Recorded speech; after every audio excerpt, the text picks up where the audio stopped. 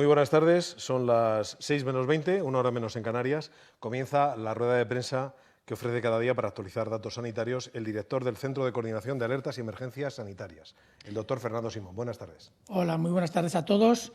Vamos a empezar, como todos los días, dando la información relacionada con la evolución de la epidemia y posteriormente haremos una aclaración sobre lo que estamos identificando o no identificando en estos momentos, porque creemos que es un punto importante para aclarar. A fecha de hoy se diagnosticaron ayer, no a fecha de hoy, con fecha de diagnóstico de ayer, 219 nuevos casos. Sin embargo, por fecha de inicio de síntomas en los últimos 7 días, ya saben que los diagnosticados no quiere decir que han iniciado los síntomas el mismo día que se diagnostican, los han iniciado en los días previos. En los últimos 7 días se han notificado 231 personas que han iniciado síntomas en esos últimos 7 días. Además, tenemos 63 fallecidos con fecha de defunción en estos últimos 7 días también. Son datos que luego discutiremos, entiendo, en las preguntas, pero que tienen una evolución similar a la que tenemos estos otros días. Los fallecidos están un poco incrementados. Luego explicaremos también por qué, porque me imagino que habrá preguntas sobre el tema. Sin embargo, sí que quería ponerles hoy una gráfica, a ver si nos aparecen las pantallas. Una gráfica con la que podemos a lo mejor entender qué diferencia hay entre los sistemas de vigilancia del inicio de la epidemia y los sistemas de vigilancia posteriores y lo que realmente ha podido o no pasar en nuestro país. Si ven en la gráfica, se representan los diferentes tipos de casos que hemos tenido, aquellos que han fallecido, en rosa, en la parte de abajo de la epidemia, de la curva, perdón, en naranja los casos que han sido graves, prácticamente todos hospitalizados y que aparecen intermedios, los casos moderados, de los cuales algunos han podido estar hospitalizados, otros han podido tener la enfermedad domiciliaria, en amarillo, y luego en verde tenemos los casos que han sido leves o asintomáticos. En total, saben que suman aproximadamente 2.300.000 casos, que son los que surgieron a partir del estudio de seroprevalencia. Ese es el total de los casos que ha podido haber en nuestro país. Esta curva no es exacta con las cifras que tenemos en los datos, pero sí que representa claramente lo que ha podido pasar. Al principio de la epidemia, los sistemas de vigilancia tienen que adaptarse, tenemos que establecer las capacidades para realizar las PCRs para un patógeno nuevo del cual no están establecidos los mecanismos diagnósticos, tenemos que acceder a los recursos necesarios para hacer el diagnóstico y tenemos además que garantizar que eso sucede en todas las comunidades autónomas y en una gran parte de los hospitales. Todo eso lleva un tiempo y además durante el periodo álgido de la epidemia que estamos preparándonos además porque fue muy rápido, nosotros somos capaces de detectar o de diagnosticar lo que aparece en el cuadradito con la letra A, aproximadamente. Con el tiempo vamos mejorando nuestras capacidades y somos capaces de diagnosticar más. Puede ser lo que aparece en el cuadro B, podría ser el cuadro B un poquito más grande, un poquito más pequeño, pero desde luego es más de lo que diagnosticamos al principio de la epidemia. Si se dan cuenta, en el cuadrado A diagnosticamos básicamente los cuadros graves o muy graves que acaban falleciendo. Los que están en la franja naranja o en la franja rosa rojiza de la gráfica. A medida que avanza el tiempo, estos casos van pasando, se disminuye la transmisión y por lo tanto detectamos algo diferente. Primero detectamos más porque tenemos más capacidad y además somos capaces de acceder a una gran parte de cuadros moderados o de cuadros leves. Todo esto obviamente afecta a cómo evoluciona la letalidad a lo largo del tiempo según los datos a los que tenemos acceso. Los datos a los que tenemos acceso al principio, el recuadro A, implican que detectamos sobre todo a casi todos los fallecidos. En cambio, a medida que avanza la epidemia en el recuadro B, la letalidad baja porque detectamos muchos más casos leves o asintomáticos y muchos más casos con cuadros moderados. Y por lo tanto, la proporción de fallecidos es menor. Y eso es importante. ¿Qué es lo que nos hubiera gustado detectar desde el principio? Nos hubiera gustado detectar todo. Pero eso sabemos, los que tenemos muchos años de experiencia en vigilancia, que es casi imposible. Todo hubiera implicado el total de la gráfica, incluyendo los verdes, los amarillos, los naranjas y los rosas. Los fallecidos, los graves, los moderados y los leves o asintomáticos. ¿Cuál es el impacto que tiene esto en los indicadores?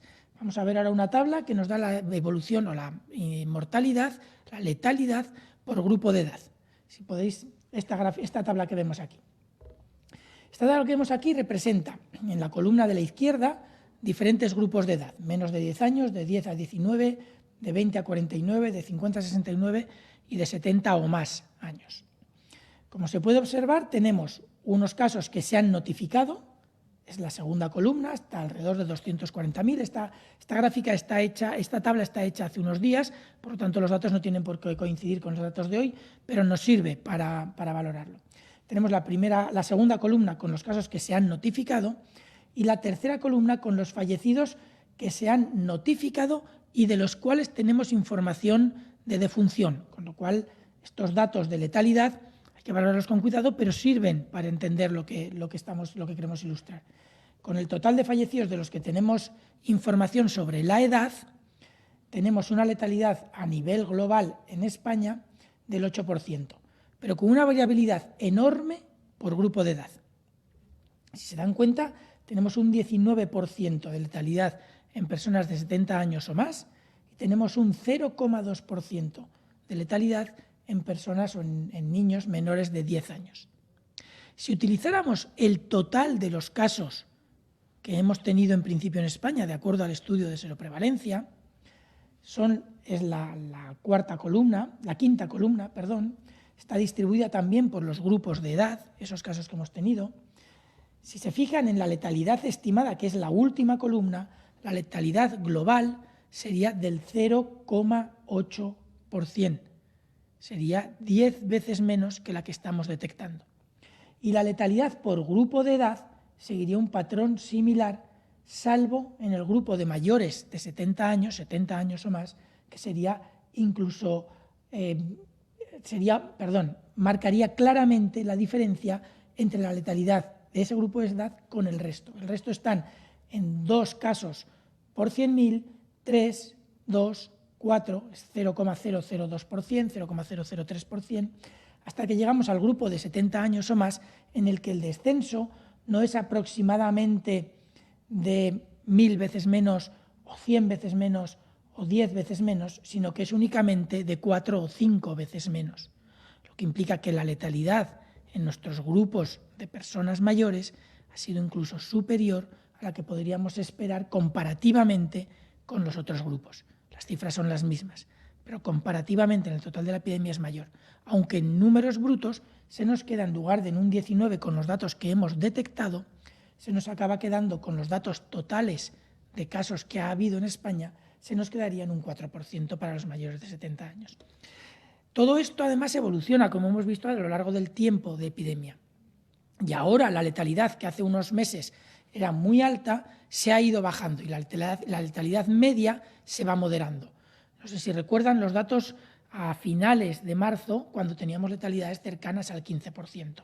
Ahora mismo la letalidad en España global, incluyendo todos los casos, no solo aquellos de los que tenemos información de edad, está en torno al 11-12%.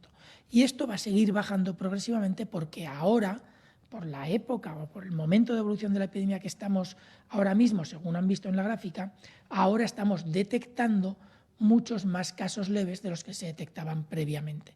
Y por lo tanto la letalidad bajará.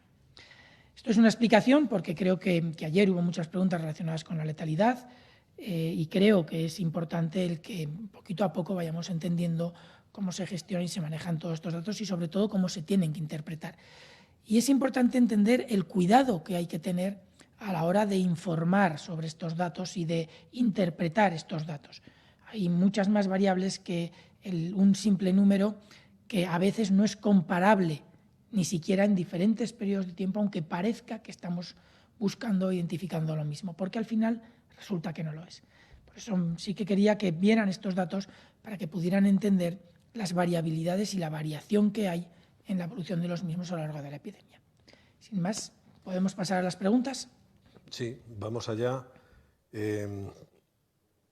Son preguntas que en muchos casos, doctor Fernando Simón, tienen que ver con datos que hoy ha ofrecido el Instituto Nacional de Estadística, el INE.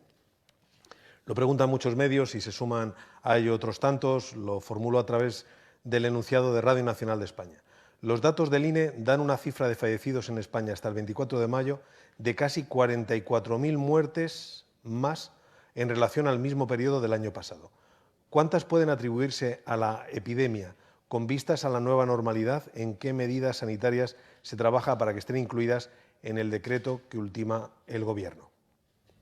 Bien, bueno, estos datos lo que hacen ahora mismo es corroborar que el sistema de monitorización de la mortalidad, que da datos diarios y del cual el Instituto de Salud Carlos III hace un informe periódico, no recuerdo si es cada día o cada 2 días, pero que desde luego los datos están disponibles en las gráficas del Instituto de Salud Carlos III todos los días, son muy fiables, porque de hecho hace unos días, creo que era con datos hasta el día 21 o 22, si no me equivoco, el sistema de monitorización de la mortalidad daba un exceso de 43.000 y pico fallecidos. Estos son 44.000 con algún día extra. Hay una pequeña diferencia entre la estimación que hace el INE y la estimación que se hace en el sistema de monitorización de la mortalidad. Si no me equivoco, creo recordar que cuando lo he leído, el INE compara con los datos de defunciones del mismo periodo del año pasado. Primero utiliza un periodo un poquito más largo. El incremento de mortalidad detectado en el sistema de monitorización que lleva el Instituto de Salud Carlos III se refiere desde principios de marzo, me parece que desde el 2 hasta el 20 y tantos de mayo, y los del INE creo que se refieren desde febrero, con lo cual sí que puede haber una pequeña variación, pero como vemos son prácticamente los mismos, 43.000 y pico, 44.000.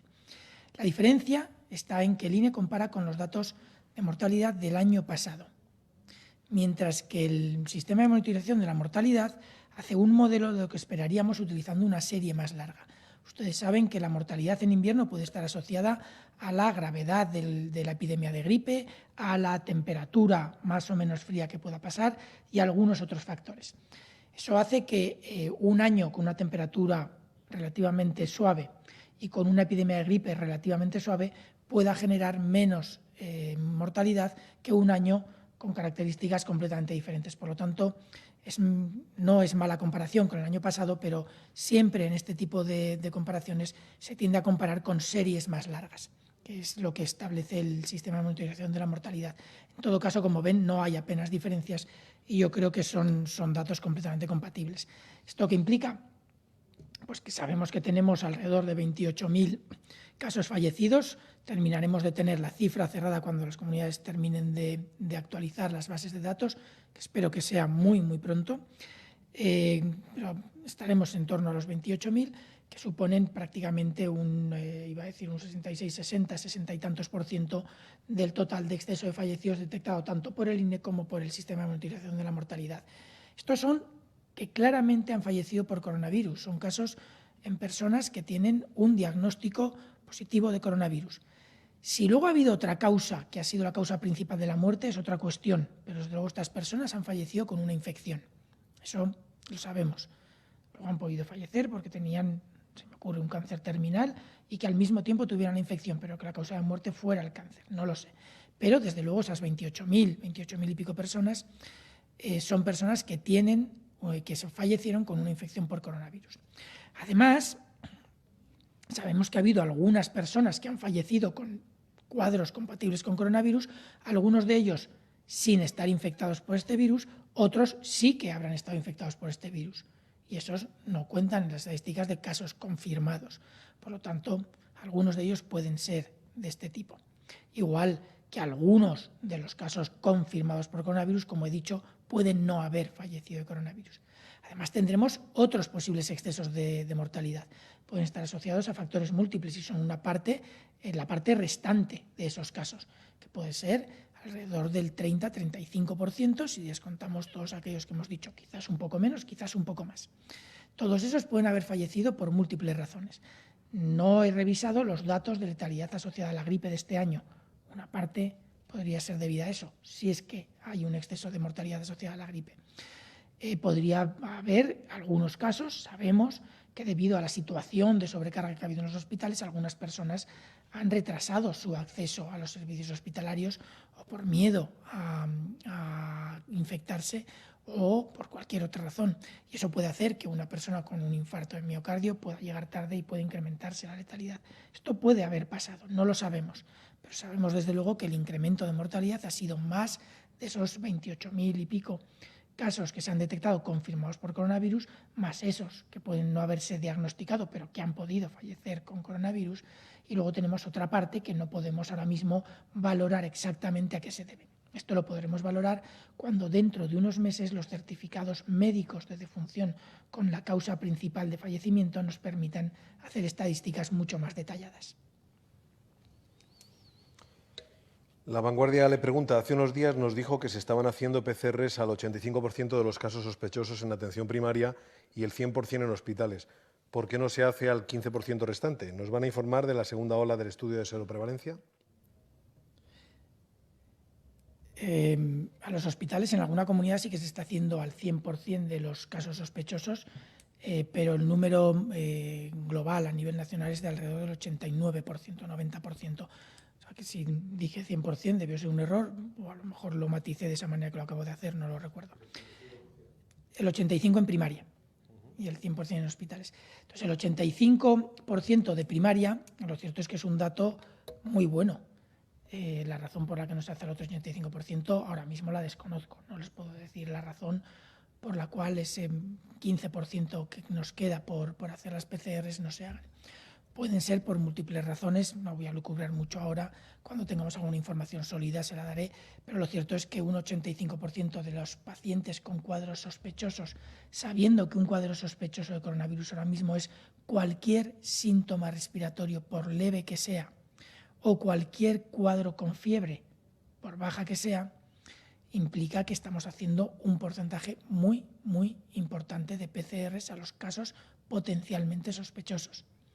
Tendremos que ver ese otro 15% porque no se realiza, pero desde luego el esfuerzo que están haciendo las comunidades autónomas para garantizar un altísimo porcentaje de casos con PCR realizada es muy importante y no sé si podríamos tener algún punto de comparación, pero un 85% es muy alto. Telecinco le pregunta sobre el descuadre con los datos de fallecidos que dan algunas comunidades. Ayer dijo usted que puede haber retrasos en la notificación de las fechas de defunción o incluso fallecimientos que se notifican sin fecha de defunción.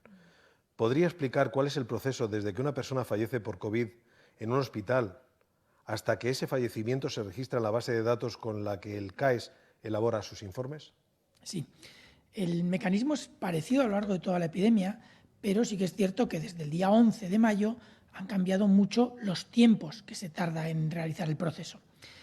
De todas formas, me gustaría empezar no con el momento del fallecimiento, sino con el periodo previo. Los fallecidos por coronavirus, la gran mayoría, es cierto que hay fallecidos que no fallecen en hospitales, pero la gran mayoría fallecen en el ámbito hospitalario.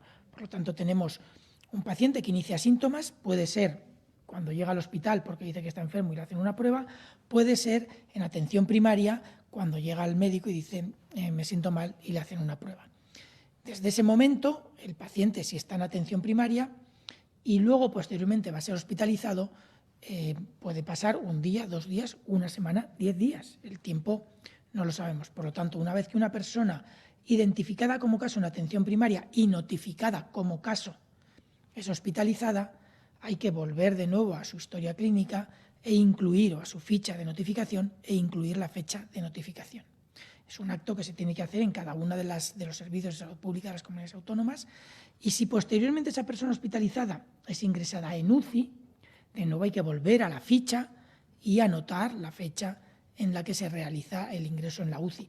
En algunos lugares este proceso está prácticamente automatizado, pero la introducción de la fecha se tiene que realizar de todas maneras, ya sea buscando la ficha, ya sea combinando bases de datos. Pero si la fecha no se introduce, no va a figurar en los datos. Posteriormente viene el momento del fallecimiento, que ojalá cada vez tengamos menos, de hecho cada vez tenemos menos, pero todavía tenemos casos de fallecidos que obviamente nos pesan mucho a todos. Esa fecha de fallecimiento se tiene de nuevo que incluir en la ficha del paciente, ya sea en la base de datos del hospital, ya sea en la base de datos de atención primaria, ya sea en la base de datos de salud pública, según como esté establecido en cada una de las comunidades, o simplemente en la historia clínica y de ahí se extraerá. Pero la fecha se tiene que introducir. Si una persona fallece digamos a las 11 de la noche, es decir, falleció ayer, pero los datos no se introducen hasta las 12:30 de la noche o hasta la mañana siguiente, pues esa persona no va a figurar como fallecida, cuando se introduzcan los datos figurará como fallecida ayer, pero no será notificada como fallecida ayer hasta un día más tarde. Esto puede pasar con algunos casos. En otros casos, sobre todo antes del día 11, cuando se mejoró sustancialmente el sistema de vigilancia, teníamos pacientes que habían sido ingresados, pacientes que habían sido a lo mejor trasladados a la UCI y que llevaban tiempo hospitalizados y que han podido fallecer ayer, antes de ayer o en cualquier día después del día 11. Estos fallecidos, cuando fallecen desde el día 11 en adelante, pero lo que se tiene que actualizar no es la ficha de vigilancia actual, que es mucho más sencilla y mucho más rápida, sino que se tiene que actualizar los datos previos de pacientes fallecidos antes del día 10, cuando tenían las comunidades autónomas una sobrecarga importante. La introducción de esas fechas de fallecimiento en esas fichas, como son casos más antiguos, sí que puede llevar un poquito más de tiempo porque a lo mejor no hay un acto tan rápido de resolución como se está teniendo con las fichas nuevas de ahora. Además, podría ser que en algunas comunidades que por la razón que sea tienen todavía problemas para actualizar esas fichas previas al nuevo sistema de vigilancia, nos den una cifra de fallecidos, pero no nos puedan decir todavía o no nos puedan notificar la fecha en la que falleció. Nos lo harán, esto se sabrá, no hay ningún problema, pero en algunos casos vamos a tener algún pequeño retraso. Eso puede pasar.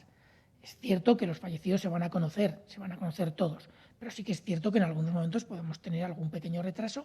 Ahora mismo, con los que iniciaron síntomas y fueron diagnosticados a partir del día 11 de mayo, tenemos un retraso mínimo, 24, 48 horas, poco más. Puede haber un tercer día quizás con algunos de ellos, pero no mucho más, de esos 24, 48 horas, 3 días como mucho. Pero lo cierto es que algunos todavía, como son casos que se diagnosticaron y se introdujeron en las bases de datos antes de ese día 11, cuando mejoramos el sistema de vigilancia a nivel global, porque ya estamos en una situación en la que se podía hacer, esos sí que puede ser que los tengamos con algo más de retraso. Con Salud le pregunta el presidente... Sí. También habían preguntado por los resultados del estudio sobre prevalencia. Si no me equivoco, mañana tendremos una actualización de los estudios del estudio de seroprevalencia, de la segunda onda del estudio de seroprevalencia, con los responsables del estudio del Instituto de Salud Carlos III. En efecto, mañana esa rueda de prensa se producirá más o menos en torno a la hora a la que el doctor Simón comparece cada tarde y coincidirán de alguna manera tanto el doctor Simón como las responsables de este estudio de seroprevalencia en su segunda fase. Le preguntaba, con Salud, el presidente del Gobierno ha anunciado un Real Decreto con las medidas de prevención, contención y coordinación que guiarán a las comunidades autónomas cuando acabe el estado de alarma y hasta que se logre una vacuna. Ha apuntado que será el Ministerio de Sanidad y las Consejerías de Sanidad las que consensúen estas medidas mediante el Consejo Interterritorial. A su juicio, ¿qué medidas deberían incluirse en dicho Real Decreto? También le recuerdo que Radio Nacional preguntaba algo parecido sobre qué opinión tenía acerca de qué medidas deberían implementarse en ese momento. Bueno, el Real Decreto incluirá, entiendo, medidas en muchas áreas y en muchos campos de los que el Ministerio de Sanidad no es directamente competente. Hay actividades relacionadas con transporte, actividades relacionadas con comercios, actividades relacionadas con muchas áreas en las que nosotros damos nuestra opinión de los posibles riesgos, pero las decisiones son de otros sectores y Sanidad es un actor más. Sí que hay alguna exclusiva de Sanidad y que, por lo tanto, sí que podemos mantener. Entre ellas están la de garantizar la capacidad asistencial, la de garantizar una información fluida y adecuada de los datos, tanto dentro de las comunidades autónomas como a nivel central, para permitir la respuesta rápida cuando sea necesaria de una forma coordinada. Hay otra serie de acciones relacionadas con suministros y acceso a productos sanitarios de especial interés. Y ahora mismo, si le digo la verdad, no me viene a la cabeza ningún área más, pero sí que es cierto que el documento se está discutiendo ahora. Tenemos que revisarlo ahora esta noche probablemente en el Ministerio y entiendo que estará disponible para todos en cuanto se publique en los próximos días. No quisiera ahora mismo meter la pata diciendo algún área que a lo mejor posteriormente, cuando se consensúe entre todos los que participamos en la discusión, pueda retirarse, o no decir alguna que pueda ser importante y que se me haya olvidado. Una nueva pregunta para volver a aclarar todo lo referente a los datos, si lo estima conveniente. Europa Press, ¿de dónde procede el aumento de fallecidos de la estadística de hoy? ¿Por qué si reconocen 63 en los últimos días solo suman 1 al total? Y Castilla y León registra hoy 1.925 fallecidos y ayer 1.924, pero hoy suman 28 en los últimos 7 días. ¿Cómo se explica? Si se dan cuenta, en la estadística que está publicada en la página web, sí que es cierto que figuran 63, son más de los que hemos estado viendo estos días. Castilla y León ha hecho un esfuerzo enorme por notificar y actualizar las bases de datos y lo ha conseguido hacer a día de hoy. Por lo tanto, incluimos los fallecidos que tienen fecha de defunción de estos últimos 7 días. La columna de los totales, ya hemos dicho estos días, que simplemente añadimos los que se han notificado hoy con fecha de defunción de ayer. Mañana tendremos algunos más con fecha de defunción de ayer, no serán demasiados, pero algunos más tendremos. Entonces, solamente añadimos esos, pero que en principio está, por así decir, congelada hasta que todas las comunidades autónomas nos hagan la notificación o la actualización de esas bases de datos. Yo creo que será una cuestión de días. Prometí que iba a estar en aproximadamente una semana, espero que en una semana, me parece que es hoy o mañana, si no es hoy o mañana será el viernes o el lunes. Pero lo cierto es que los datos que tenemos hoy, el incremento se debe a ese esfuerzo de actualización que ha hecho la Comunidad Autónoma de Castilla y León. Básicamente es por eso. Y el incremento se debe a que uno único ha tenido fecha de defunción de ayer. COPE le preguntaba por alguna discrepancia parecida en el País Vasco, también de Castilla y León, pero además añade cómo explican que el número de positivos se haya triplicado desde el lunes. El número de positivos de nuevos... ¿Cómo explica que el número de positivos se haya triplicado desde el lunes? No entiendo muy bien si se refiere al número de nuevos diagnosticados, porque el número de nuevos diagnosticados se mantiene más o menos. Sí que es cierto que hubo un día que hubo 71 nada más.